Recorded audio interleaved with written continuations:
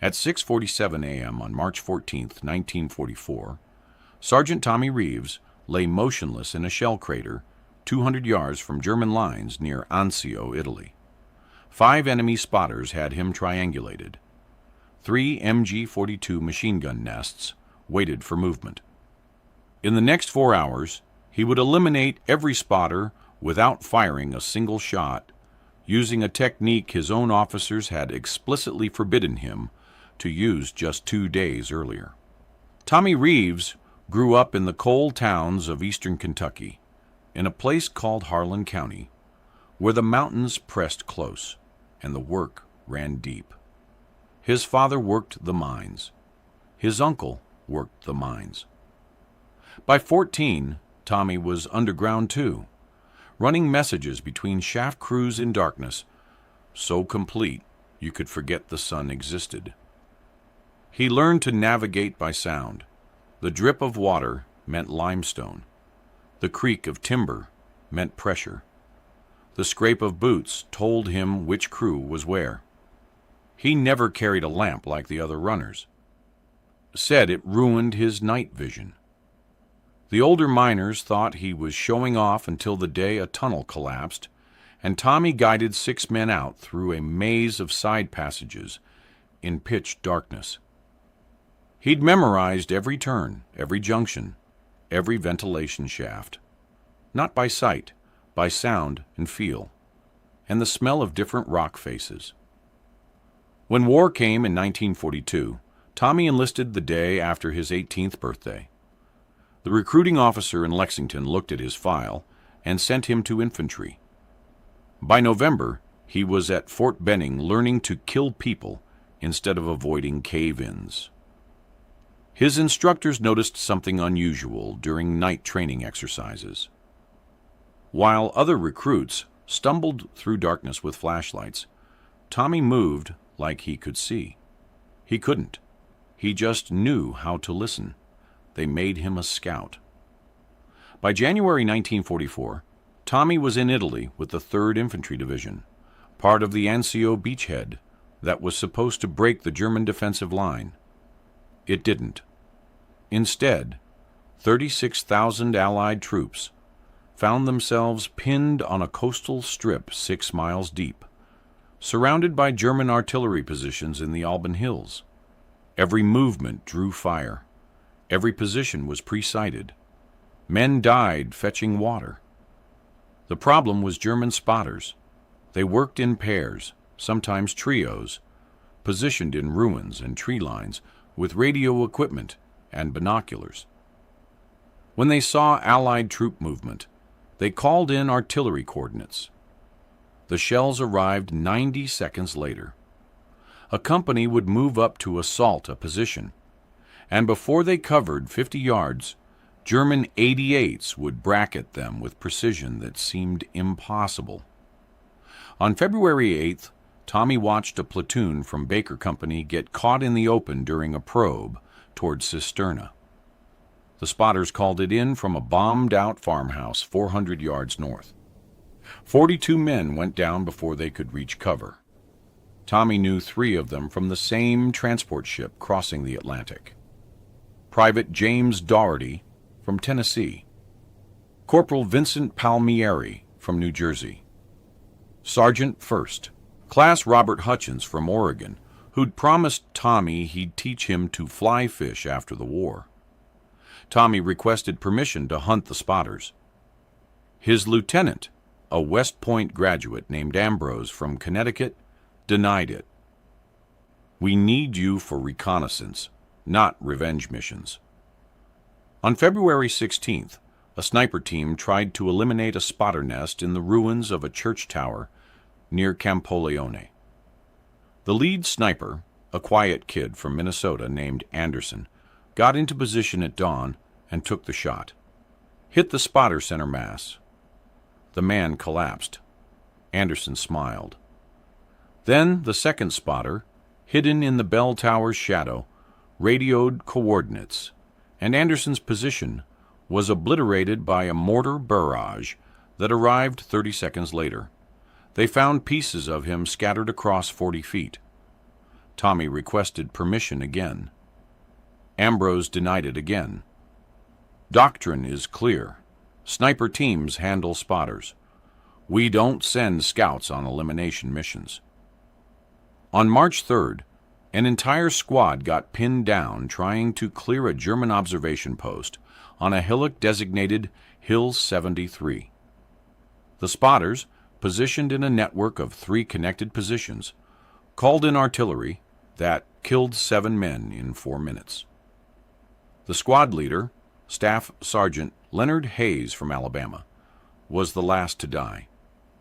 Tommy had shared a foxhole with Hayes 3 weeks earlier during a particularly bad shelling. Hayes had talked about his wife, about their farm, about how he was going to plant apple trees when he got home. Hayes died calling for a medic who couldn't reach him. That night, Tommy sat in his tent and stared at a map of the German positions. The spotters weren't just killing men. They were killing any chance of breaking out of Anzio. As long as they could call in accurate fire, every Allied advance would end in slaughter. The snipers couldn't get them. Artillery couldn't suppress them because they relocated constantly. Airstrikes were too imprecise. Someone needed to get close. Tommy had been working on something. Not officially, not with permission. Just a technique he'd been developing during night patrols, based on how he'd navigated mine shafts as a kid. He called it shadow linking. The idea was simple but insane. Instead of hiding from the enemy, you moved in their blind spots by tracking their attention patterns. You became part of their environment, a shadow that existed at the edge of their awareness, but never quite resolved into a target.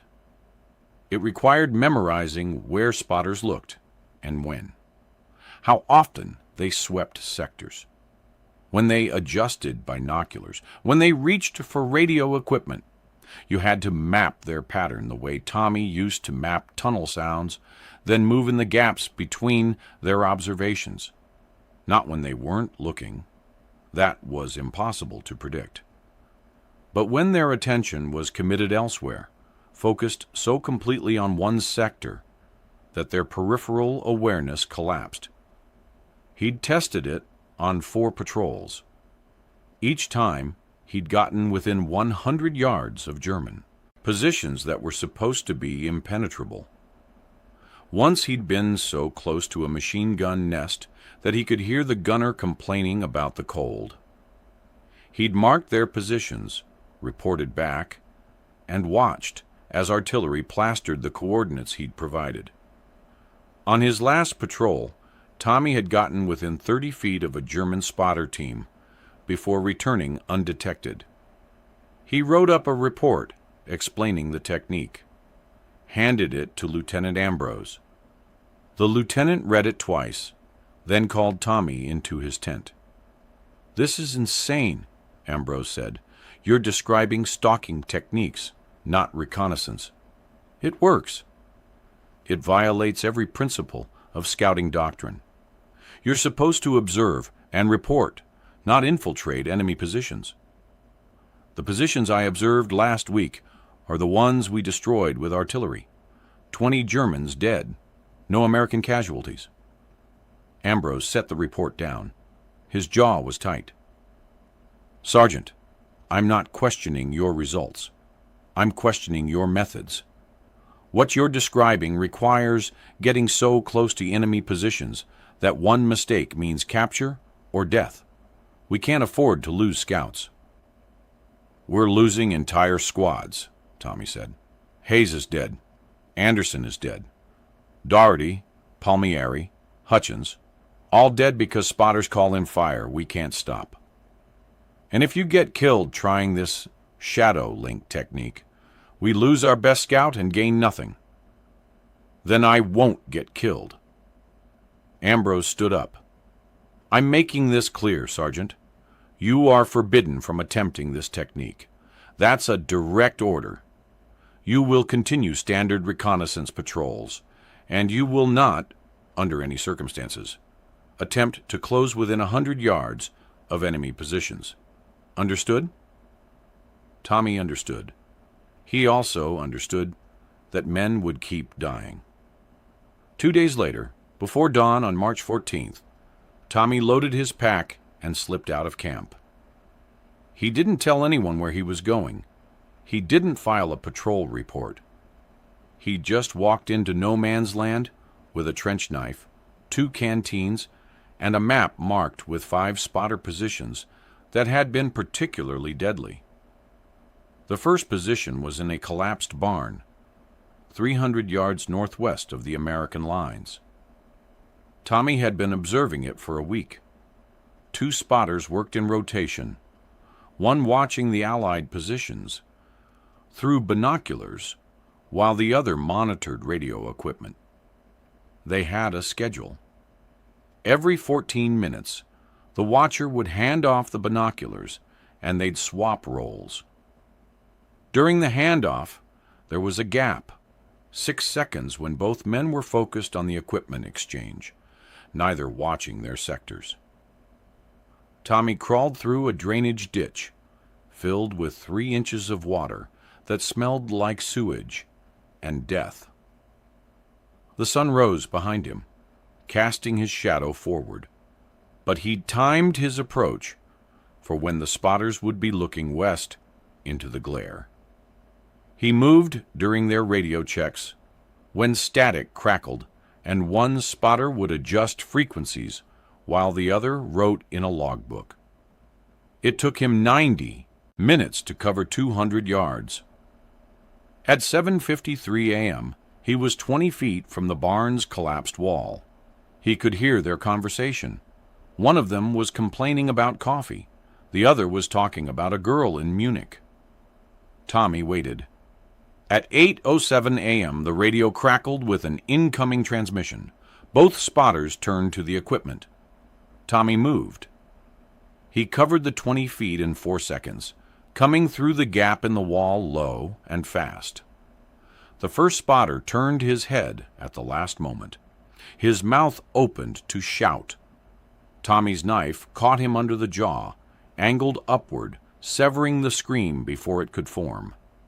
The second spotter reached for his rifle. Tommy yanked the knife free and drove it into the man's throat. Both were dead in 8 seconds.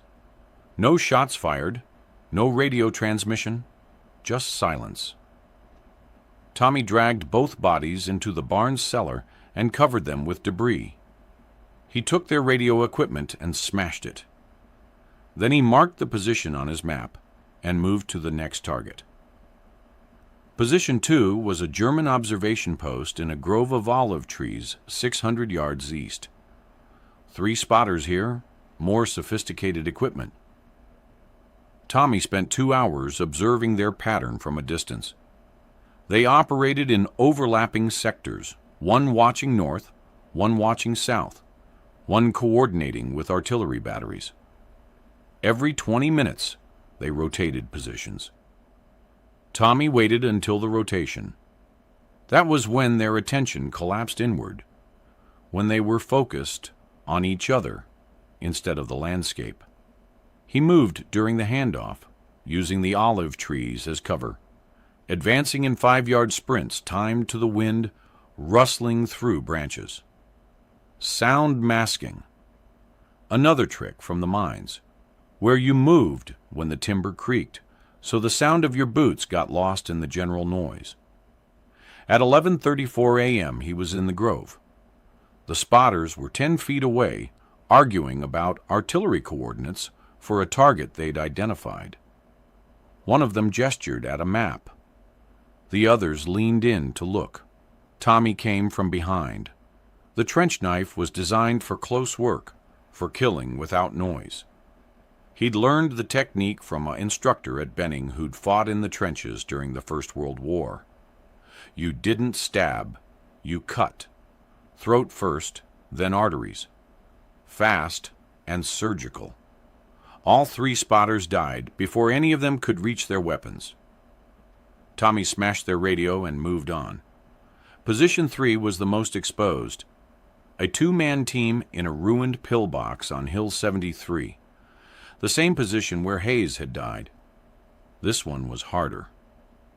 The pillbox had clear sight lines in all directions. No drainage ditches, no olive groves, just 400 yards of open ground with scattered rubble for cover.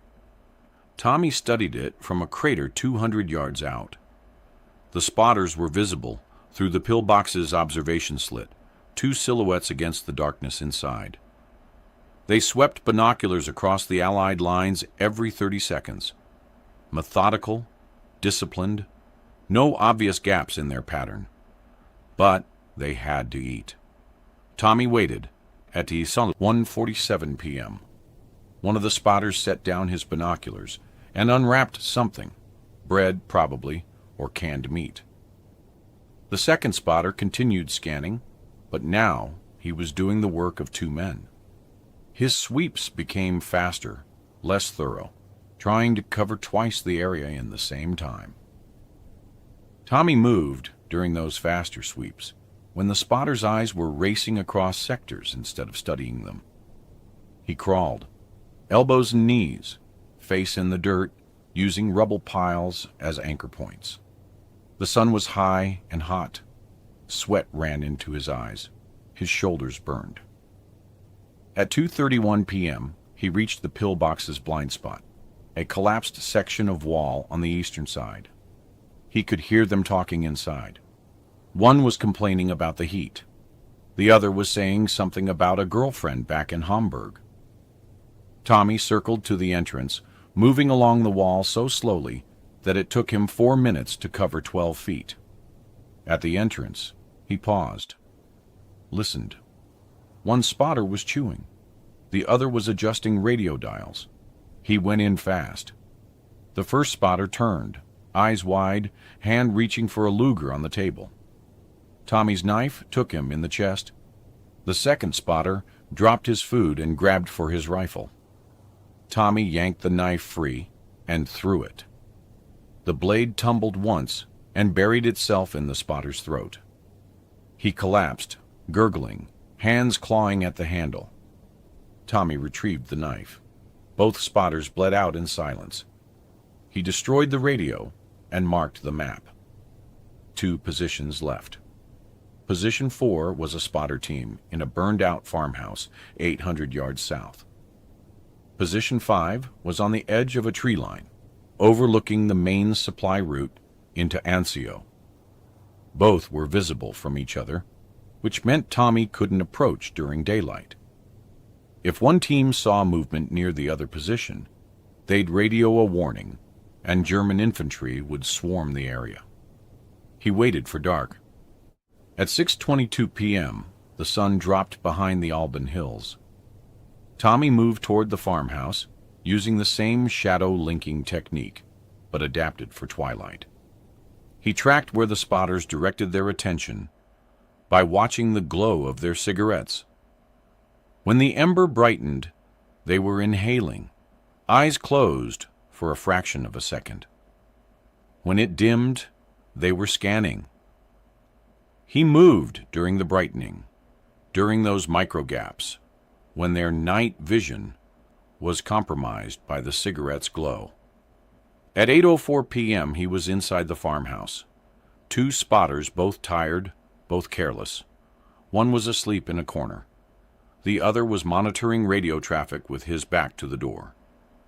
Tommy killed the sleeping one first, then the radio operator. Both died without waking up properly. He didn't destroy this radio. Instead, he used it, keyed the microphone, and transmitted random static for 30 seconds, then went silent. At the tree-line position, the 5th spotter team would be listening, trying to figure out why their sister position had just transmitted nonsense. Tommy left the farmhouse and moved toward the tree line. He could see the spotters now, 2 silhouettes backlit by a small lamp inside their position. They were arguing, voices rising. One was saying they should check on the farmhouse. The other was saying it was probably just radio malfunction. Neither of them was watching their sectors. Tommy covered the 400 yards in 18 minutes, moving through darkness that felt like home. At 8:47 p.m., he reached their position, a camouflaged tent tucked into the trees. The spotters were still arguing. One had a map spread out. The other was fiddling with radio equipment. Tommy came through the tent flap like a shadow. They looked up, saw him. One reached for a rifle. Too slow. Tommy's knife opened his throat. The second spotter lunged for the tent entrance. Tommy caught him from behind, one hand over the man's mouth, the other driving the knife between his ribs. The spotter convulsed and went still. 5 positions, 12 spotters, 0 shots fired. Tommy dragged the bodies into the underbrush and smashed the final radio. Then he sat down on the ground, back against a tree, and let the exhaustion hit him. His hands were shaking. His uniform was soaked with sweat and blood. His shoulders felt like they were made of broken glass. He'd done it. The walk back to American lines took 3 hours. He moved slowly, too tired to be careful, following instinct more than planning. At 11:53 p.m., he stumbled into the perimeter wire and got challenged by a sentry who nearly shot him before recognizing his face. Lieutenant Ambrose was waiting in his tent. "Where the hell have you been, Sergeant?" Tommy set down his pack. His knife was still sheathed, still bloody. "Patrol." "Patrol where? You didn't file a route plan." "German positions, northwest sector." Ambrose stared at him, at the blood on his uniform, at the exhaustion in his face. "What did you do?" "What you ordered me not to do." The lieutenant's jaw tightened. "Explain." Tommy pulled out his map and laid it on the table. 5 positions marked in red. 12 spotters, 5 radio stations, all eliminated. No shots fired, no Allied casualties. Ambrose looked at the map, looked at Tommy. "You used the Shadowlink technique." "Yes, sir." "After I explicitly ordered you not to." "Yes, sir." "Do you understand what you've done? This is insubordination. This is a court-martial offense."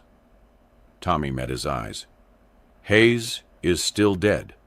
So is Anderson, Dougherty, Palmieri, Hutchins. So are the 42 men from Baker Company. I couldn't bring them back, but I could stop more from dying the same way." Ambrose opened his mouth, closed it. He looked at the map again, at the 5 marked positions, at the tactical implications. Without those spotters, German artillery would be firing blind. Without accurate coordinates, their shells would be wasted ammunition instead of precision instruments of slaughter. "You're confined to camp pending investigation," Ambrose finally said. "I'm reporting this up the chain. What happens next isn't my decision." Tommy nodded. He expected prison. He expected dishonorable discharge. He expected to spend the rest of the war breaking rocks in a military stockade. What he didn't expect was what happened the next morning. At 6:15 a.m. on March 15th, German artillery opened up on the Anzio beachhead with their usual dawn barrage. But something was wrong. The shells fell randomly, scattered across sectors without coordination. No precision, no bracketing, no walking fire that adjusted onto targets. Just blind firing based on pre-sighted coordinates that didn't account for Allied movements during the night. A company moved up to probe Hill 73. No artillery response. They reached the pillbox without taking fire. Found Tommy's work inside. 2 dead spotters, a destroyed radio, and silence. By noon, word spread through the division. Someone had eliminated 5 spotter positions in a single day. Officers didn't know who. enlisted men started making guesses. By evening, someone had figured it out, and the story spread through the ranks like wildfire. Tommy Reeves, the scout from Kentucky, the crazy bastard who'd done it alone. At 7:30 p.m., Tommy was escorted to division headquarters. He expected court-martial proceedings. Instead, he found himself standing in front of Colonel John Sherman, Division Intelligence Officer, who was studying Tommy's map with an expression somewhere between fury and fascination. "Sergeant Reeves," Sherman said, "you've created a significant problem." "Yes, sir." "Lieutenant Ambrose wants you court-martialed for insubordination. He's not wrong. You violated a direct order." "Yes, sir." "However," Sherman set down the map. "In the 24 hours since you eliminated those spotter positions, German artillery effectiveness has dropped by 63%. 63%, Sergeant. Do you understand what that means?" Tommy said nothing. "It means you've saved more lives in one day than most soldiers save in an entire war." Sherman leaned back in his chair. "It also means we need to figure out what the hell to do with you. We can't court-martial you. Morale would collapse if word got out we were punishing the man who just crippled German artillery. But we also can't reward you for flagrant insubordination. So we're going to do something else. Sir, you're going to teach your technique, not to scouts, to a specialized unit we're putting together. Men who can do what you did. Get close, eliminate spotters, destroy radio equipment, disappear. We're calling it deep reconnaissance. You'll train them, lead them, and if they're as effective as you've been, we'll expand the program across the entire Fifth Army." Tommy blinked. "I'm not being court-martialed?" "Oh, you're absolutely being court-martialed," Sherman said. "But the sentence is suspended pending your service with the new unit. Consider it probation with extreme prejudice. You teach soldiers your shadow link technique, you lead missions, and you don't get shot. Those are the terms. Acceptable?" Tommy nodded. "Yes, sir." "Good. Report to Captain Williams tomorrow at 600. He'll brief you on the unit composition. Dismissed." Tommy left headquarters in a daze. He'd expected prison. Instead, he'd been given a command. The next 6 weeks were brutal.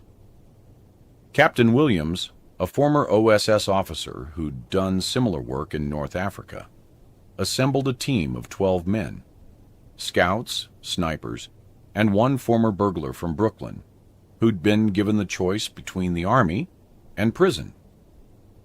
Tommy taught them everything. How to read enemy attention patterns, how to move in blind spots, how to time advances with environmental noise, how to kill silently and disappear. Most importantly, he taught them patience. Shadow linking isn't about speed, he told them during their first training session. It's about timing. You don't rush. You watch. You learn the pattern. Then you move when the pattern creates a gap. If you force it, you die. If you wait for it, you survive. They trained at night on mock German positions, staffed by division personnel. Tommy would position observers with binoculars and radios, then send his trainees to eliminate them without being detected. The first week, everyone got caught. The second week, half got caught. By the fourth week, they were succeeding 80% of the time. On April 23rd, they ran their first operational mission. A German spotter network had been established in the ruins of Cisterna, coordinating artillery fire that was stalling the Allied breakout from Anzio. 4 positions, 8 spotters, sophisticated radio equipment. Division wanted them eliminated before the main offensive kicked off. Tommy took his team in at midnight. They split into 4 pairs, each targeting one position. Tommy took the most exposed site, a bell tower overlooking the main road. His partner was the burglar from Brooklyn, a thin kid named Marcus Tolliver, who could pick locks in complete darkness and moved like a ghost. They reached the tower at 2:14 a.m. 2 spotters inside, both awake, both scanning sectors with night vision binoculars. Tommy and Tolliver waited, watching the pattern. Every 6 minutes, one spotter would descend from the upper level to check their supply cache on the ground floor. 30 seconds alone. That was the gap. At 2:38 a.m., the first spotter descended. Tommy went up, found the second spotter focused on his binoculars, watching the Allied lines. Tommy's knife opened his throat before he could turn around. Tolliver, meanwhile, had taken the first spotter on the ground floor. Both kills were silent. Both radios were destroyed. By 4:47 a.m., all 4 positions were eliminated. 0 shots fired, 0 American casualties, 8 German spotters dead. The Allied offensive launched at dawn. German artillery fired blind. The breakout succeeded. Word spread fast. Division Command requested more teams. By May, Tommy was training 30 men. By June, the program had expanded to every division in 5th Army. They called them Deep Reconnaissance Sections, but everyone knew the real name: Shadow Link Teams. German forces began noticing something disturbing.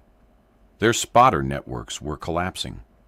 Positions that should have been secure were being eliminated overnight. Bodies were found with throats cut, radios destroyed, no evidence of how the attackers had gotten close. German intelligence intercepted Allied communications, mentioning shadow tactics and pattern infiltration. But the reports were fragmentary and confusing. On July the 8th, a German after-action report filed by a lieutenant named Klaus Werner described an encounter near Florence. Werner had been part of a quick reaction force responding to a missing spotter team. They found the position intact but abandoned. The radio was destroyed, blood on the floor. No bodies. The spotters had been dragged away and hidden. Werner's report included a chilling detail. No signs of combat, no shell casings, no bullet impacts. Whoever eliminated our observers did so with knives, in darkness, without triggering any alarm. Recommend immediate review of security protocols. Current defensive measures are ineffective against this form of infiltration. The report was filed and ignored. German doctrine hadn't changed since the Western Front in 1918. Defensive positions were built to stop frontal assaults, not prevent infiltration by individual soldiers. By August, German spotter casualties in Italy had reached crisis levels. Artillery effectiveness continued to decline. Back in Allied territory, Tommy's team had become legendary. Soldiers would see them moving through camps at night, quiet men with knives and blackened faces who didn't talk much and didn't stay long. They'd disappear for days, then return with reports of eliminated positions and destroyed equipment. Casualty rates in their operational sectors dropped by an average of 41%. But success brought scrutiny. On September 3rd, Tommy was summoned to Corps headquarters.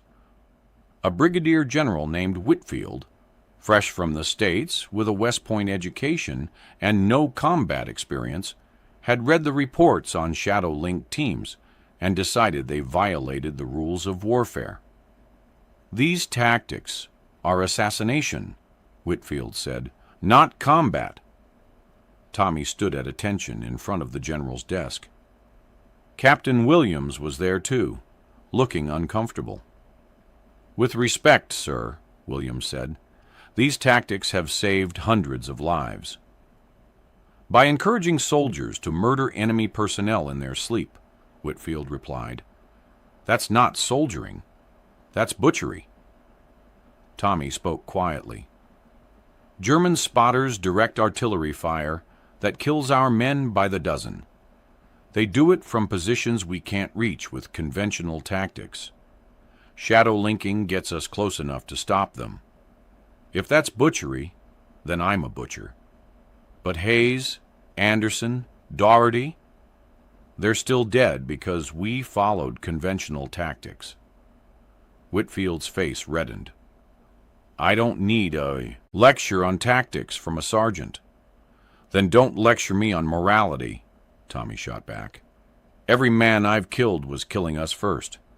That's not murder, that's war. The room went silent. Williams closed his eyes. Tommy knew he'd just ended his career. But Whitfield surprised him. The general leaned back in his chair and studied Tommy for a long moment. You're right, he finally said. And I hate that you're right. War is ugly. Sometimes the ugliest tactics are the most effective. I'm not shutting down your program, Sergeant, but I want clear rules of engagement. Shadow Link teams target spotters, radio operators, and forward observers only. No general infantry. No rear echelon personnel. You kill the men who are directing fire at our troops, and nobody else. Understood? Yes, sir. Good.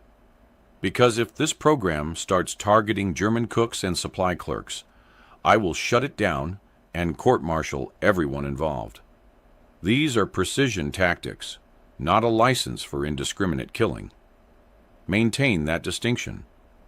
Tommy maintained it. By the time the Italian campaign ended in May 1945, Shadow Link teams had eliminated over 400 German spotters, destroyed countless radio stations, and reduced enemy artillery effectiveness by an estimated 58% across all operational sectors. Conservative estimates credited the program with saving between 800 and 1,200 Allied lives. Tommy Reeves received no medal, no commendation, no official recognition. His name appeared in classified after-action reports that remained sealed for 50 years. On May 10, 1945, 2 days after Germany surrendered, Tommy was discharged from the Army with the rank of Staff Sergeant. He took a bus back to Kentucky and returned to Harlan County like nothing had happened. He got a job working construction, then mining again, because that was what men did in Harlan County. He married a woman named Sarah, who worked at the diner on Main Street. They had 3 children. He never talked about the war.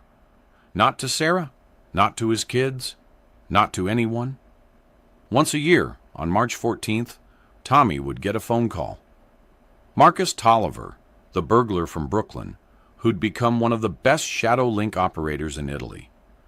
They'd talk for 10 minutes.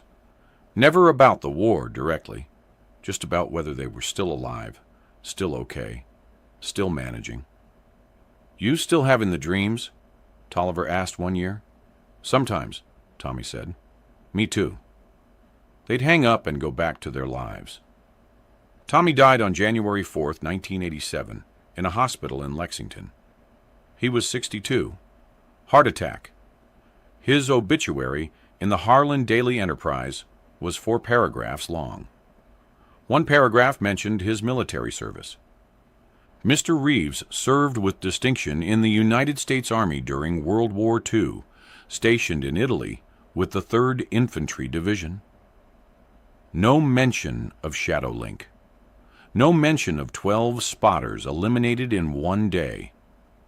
No mention of the 400 more eliminated by the teams he trained. His funeral was attended by 70 people. Marcus Tolliver flew in from New York. Captain Williams, retired and gray-haired, came from Virginia. A dozen other men Tommy had trained showed up without being asked. They stood in the back during the service and didn't say much. After the burial, Williams approached Sarah. "Your husband saved my life," he said. "Probably saved it a dozen times. Just wanted you to know that." Sarah nodded. "He never talked about it. He wouldn't have. That was Tommy. Did the work, came home, moved on." Years later, in 2003, a military historian named David Richardson was researching Italian campaign tactics when he found a reference to specialized reconnaissance sections in a declassified Fifth Army report. The details were sparse, but intriguing. Richardson spent 4 years tracking down veterans, reading after-action reports, and piecing together the story of Shadow Link teams. His book, published in 2007, was titled Silent Hunters: Deep Reconnaissance in the Italian Campaign. It dedicated an entire chapter to Tommy Reeves and calculated that Shadow Link tactics had reduced Allied casualties in Italy by approximately 11% across the 18-month period they were operational.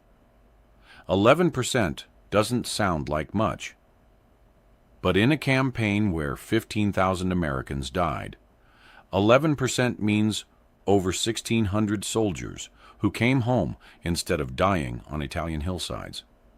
That's Tommy Reeves' legacy. Not a medal, not a monument. Just 1,600 men who got to see their families again because a coal miner from Kentucky learned how to move in shadows and taught others to do the same. That's how innovation actually happens in war. Not through committees examining doctrine and writing new field manuals. Not through generals in headquarters planning elegant strategies. Through sergeants who watch their friends die and decide they won't watch anymore. Through men who break rules because the rules are killing people. Through techniques developed in darkness and taught in whispers, because official channels move too slow and men are dying too fast. Shadow linking violated doctrine. It violated tactical theory. It violated the career officer's sense of how warfare should be conducted. Cleanly, from a distance, with proper authorization. But it worked. And in war, working matters more than anything else. Tommy Reeves understood that. So he did what needed doing, accepted the consequences, and went home when it was over. No fanfare, no glory. Just the quiet knowledge that he'd done something that mattered. If you found this story compelling, please like this video. Subscribe to stay connected with these untold histories. Leave a comment telling us where you're watching from. Thank you for keeping these stories alive.